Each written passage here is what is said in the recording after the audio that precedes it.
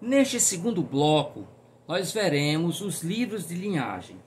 Então, como eu falei na abertura da videoaula, os livros de linhagem, também designados de nobiliários, são livros que apresentam as relações genealógicas de membros das famílias nobres.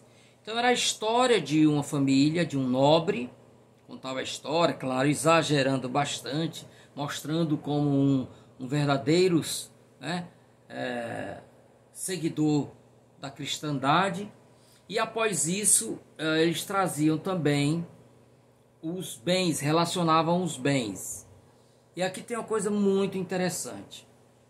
Muitos anos eu li que se reunissem, se somassem todos os pedaços de cruzes que os nobres diziam ter, nós teríamos mais de 100 cruzes. Todos diziam que tinha um pedaço da cruz de Jesus Cristo. Essas relíquias eram das coisas mais cultuadas, né?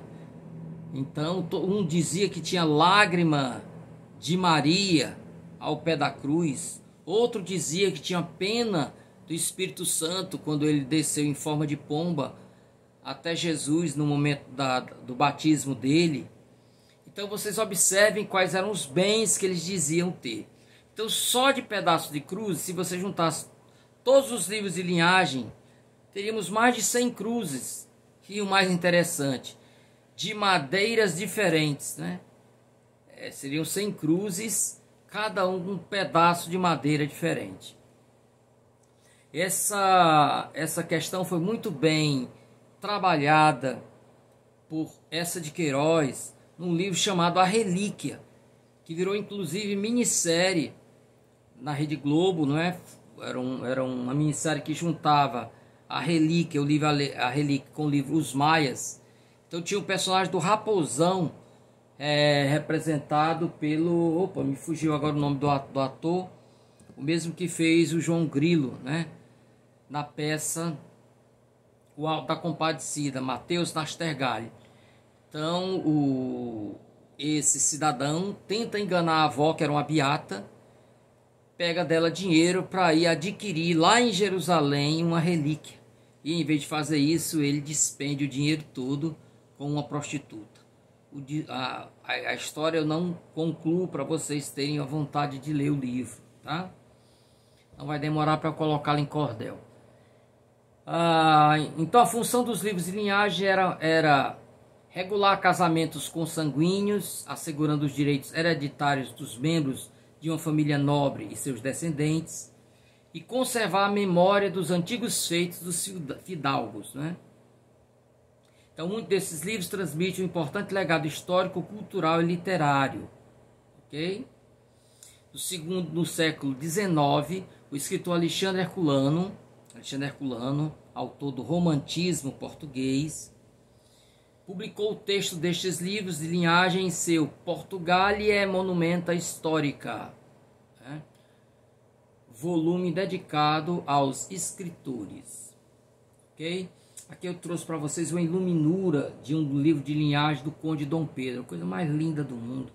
É que essa coisa era feita à mão, é uma coisa impressionante.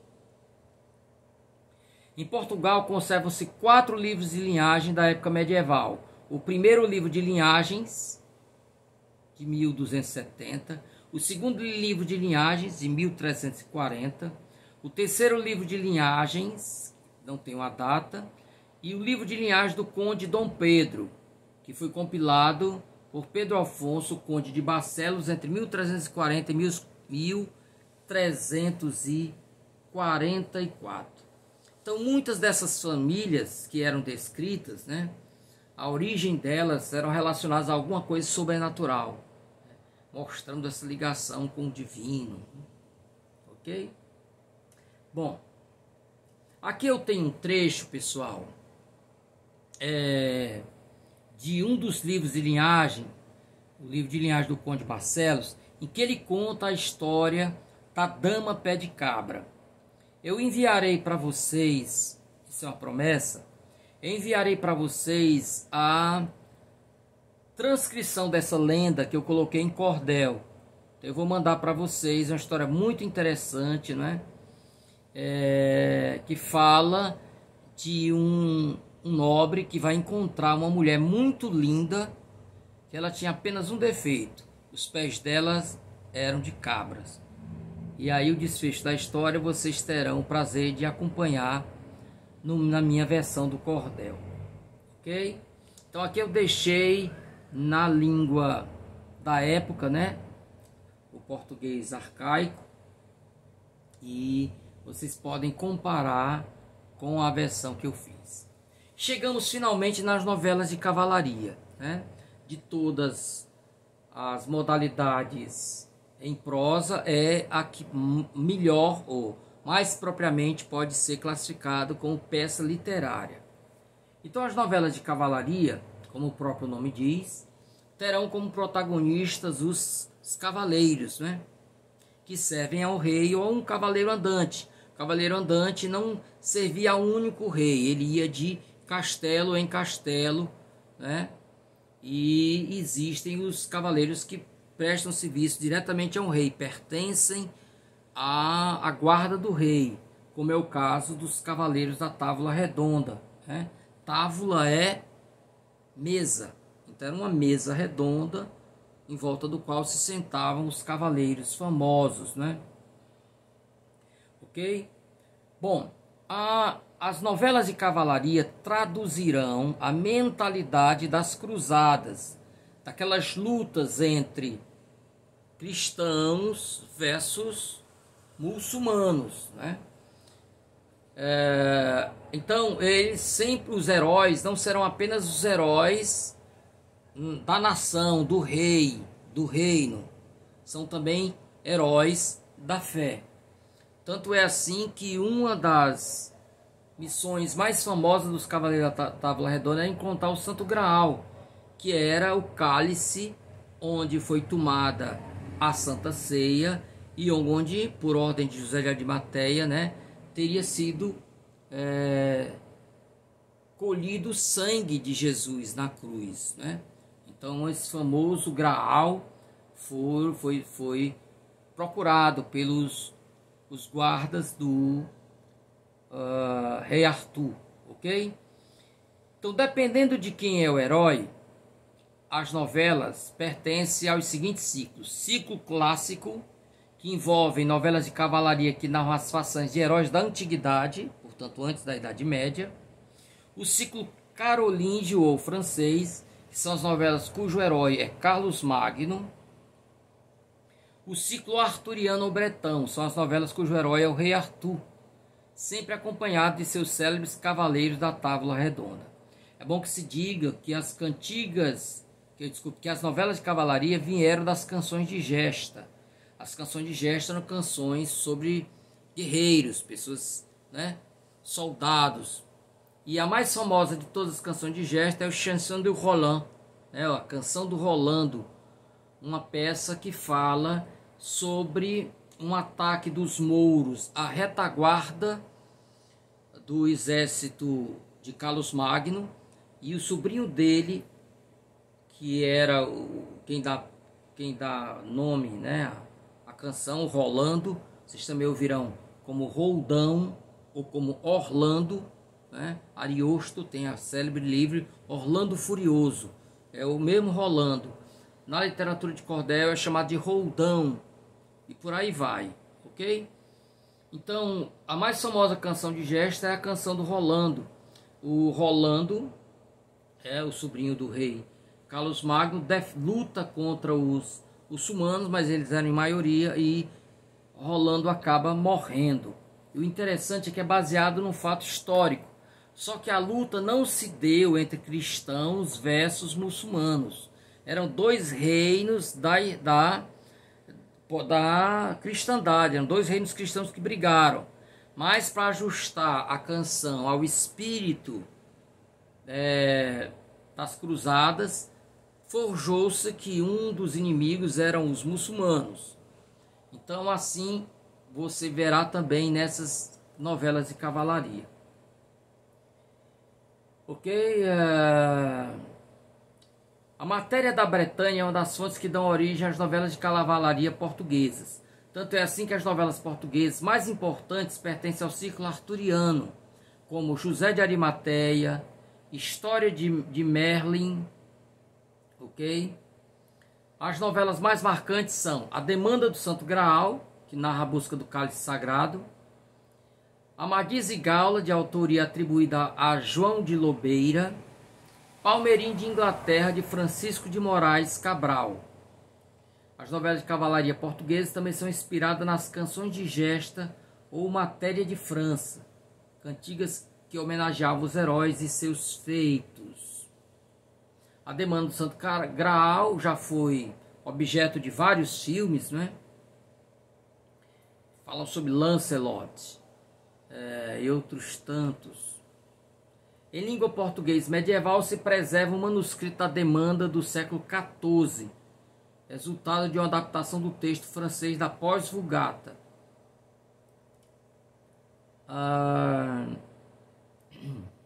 Eu trouxe aqui um trecho da Demanda do Santo Graal e, de novo, tive o cuidado de fazer de duas formas. Trouxe a versão em português arcaico e depois fiz uma tradução. Então vou ler apenas o comecinho da versão em português arcaico. Quando Booz se partiu da abadia, uma voz lhe disse que fosse ao mar. Cá Percival o atendia e ele se partiu ende, assim como o conto já devisado. E quando chegou na riba do mar, a fremosa nave coberta de um enxamete branco aportou. E Booz desceu e encomendou-se a nosso Senhor. Aqui é o texto no português arcaico. Vamos ver como é que ficou a minha tradução. Quando Booz vão aparecer aqui, vão ser citados três cavaleiros da Távola Redonda: o Booz, o Percival e o Galaás. Quando Booz partiu da abadia, uma voz lhe disse que fosse até o mar, pois Percival o esperava ali. Ele partiu rapidamente, assim como o conto já previa. E quando chegou junto ao mar, aportou ali um formoso navio, coberto de um antigo veludo oriental felpudo branco. Booz desmontou e, encomendando-se a Nosso Senhor, ingressou no navio, deixando fora seu cavalo. Logo que entrou, nada viu, pois a noite era muito escura. Encostou-se na parede do convés e rogou a Nosso Senhor que o guiasse ali para que sua alma pudesse se salvar. E após fazer as orações, deitou-se para dormir. Pela manhã, quando despertou, viu na embarcação um cavaleiro armado de saiote escamado de metal e de ombreiras. Então, desejando conhecê-lo, recebeu logo seu elmo e foi lhe abraçar, partilhando uma alegria maravilhosa.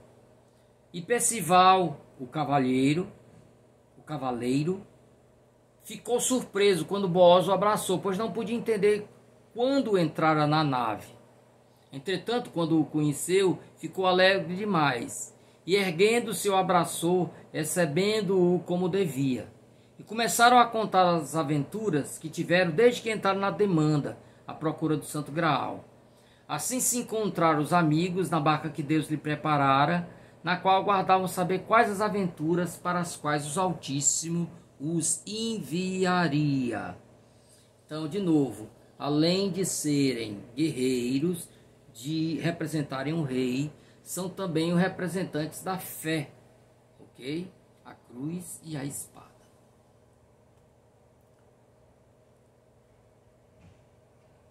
Bom, também, gente, eu estou olhando aqui nos meus livros sobre literatura de cordel, para ver se consigo encontrar.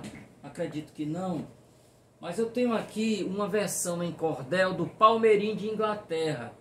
Esse cordel foi feito por dois amigos meus que moram em São Paulo. Um deles é baiano, né? Marco Aurélio. Então não está aqui, certamente deve estar em outro local, devo ter lido nesses últimos dias, ter olhado. Deixe-me ver. Não é este aqui.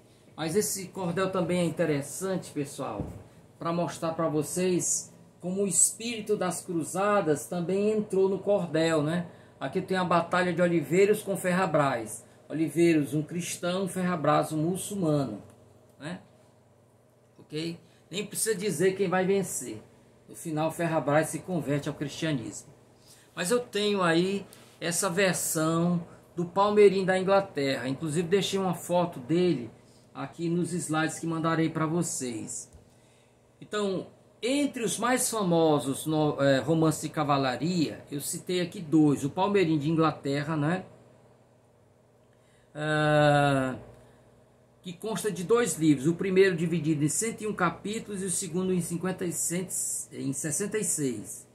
Foi escrito entre 1541 e 1543 por Francisco de Moraes. Ok?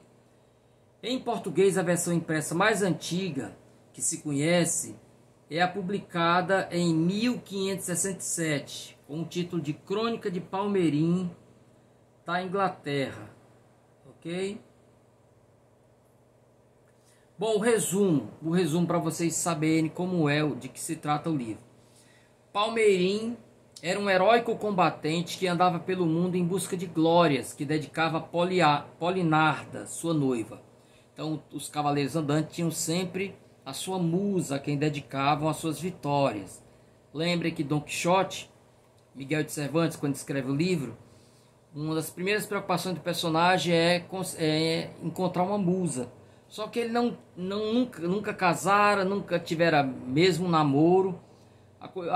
O que mais próximo se aproximou de um namoro foi a troca de olhares com uma moça que nem era bonita como as musas das novelas de cavalaria. E ele troca o nome dela, era Mendonça, algo como Mendonça del Toboso, algo assim. E ele não gostou do nome e trocou por Dulcinea, que vem de dulce, né? Doce. Dulcinea del Toboso, né? Não lembro agora o nome. Eu coloquei essa obra também em cordel. Então era ter essa musa a quem dedicar as suas vitórias. Então ele dedicava a Polinarda, sua noiva.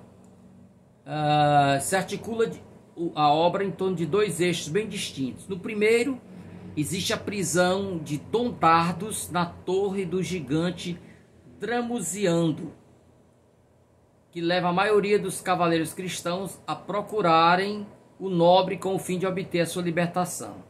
Muitos deles fracassam nessa missão, vindo a serem presos, tal como o príncipe inglês. Essa é a primeira parte. Na segunda é que vai entrar o Palmeirim. Floriano do Deserto e Palmeirim da Inglaterra são ambos filhos de Dom Dardos e Flérida, e crescem juntos, sendo criados nas cortes de Londres e Constantinopla, e vêm a se tornar cavaleiros, sendo armados pela própria mão do imperador grego. Esse processo educativo termina com a libertação dos prisioneiros da torre do gigante, lá Dramuziando, através das mãos de Palmeirim. Após isso, a ex-prisão passa a se chamar Torre da Fortuna. Na segunda parte da obra, os protagonistas continuam a ser Palmeirim, Floriano e Florendos, cujas aventuras cavalheirescas individuais se entrelaçam com a ideia da cruzada cristã contra os turcos. Nesse processo sucedem-se na obra muitos testes iniciáticos, destinados a definir a personalidade de cada herói. Esses se destacam por sua engenhosidade, e entre esses testes incluem-se as aventuras em torno da Copa Encantada e do Castelo de Miraguarda. Ok? Alguns outros detalhes aqui eu estou saltando de propósito para obrigá-los a ler os slides que eu mando. Ok? Interessante que o Palmeirim de Inglaterra é um dos livros salvos pelo fogo no livro Dom Quixote. Dom Quixote tem uma biblioteca imensa, maior do que esse que vocês estão vendo atrás de mim, aqui é apenas um terço, não dá para ver o outro lado aí. Então a biblioteca dele era formada por novelas de cavalaria. E quando o padre, junto com a sobrinha dele, resolvem queimar os livros para ele não enlouquecer, poupam alguns. Um dos que se salva é o Palmeirim de Oliva, né? Ok? Porque mostrando que o livro tinha qualidade. Para além da reprodução de clichês, né? Era um livro também muito bem escrito, ok? O Amadis de Gaula, eu estou colocando esse livro em cordel já há um tempão, né? Mas é muito longo. Eu vou direto para o resumo da história. Amadis é o fruto da relação clandestina do rei Perion de Gaula com Elisena, filha do rei da pequena Bretanha. Abandonado nas águas do mar, é recolhido pela família da infanta Oriana, de quem irá se tornar pajem. À medida que Amadis cresce, começa a nutrir pela infanta uma verdadeira adoração, e sua vida desdobra-se num longo serviço inteiramente consagrado à amada Oriana. Observem, gente, aproveitando, que no livro O Guarani, o Peri faz exatamente isso, coloca-se a serviço de Ceci. Então você tem uma reprodução ali dos códigos da cavalaria, né? Então, apesar da força da paixão, a timidez o impedia de se declarar a ela. Mais tarde, quando ousa confessar seu sentimento, ambos se comprometem a guardar segredo sobre o amor que os unia.